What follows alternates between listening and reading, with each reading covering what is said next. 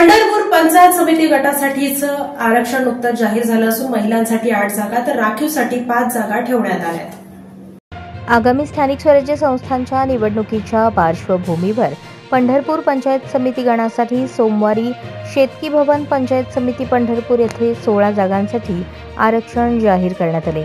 पंचायत समिती गणासाठी प्रांताधिकारी सचिन इथापे, तहसीलदार सचिन लंगुटे, गटविकास अधिकारी अमोल जाधव, निवडणूक नायब तहसीलदार वैभव बुचके यांच्या उपस्थित आरक्षण जाहीर करण्यात आले। यामध्ये 16 पैकी 11 जागा विविध प्रवर्गांसाठी आरक्षित झाल्या असून 5 जागा सर्वसाधारणसाठी आहेत। या आरक्षणात महिलांसाठी 8 जागा राखीव ठेवण्यात आल्या असून अनुसूचित जातीसाठी 2 आणि मागास प्रवर्गासाठी 2 महिलांना प्रतिनिधित्व देण्यात आले आहे।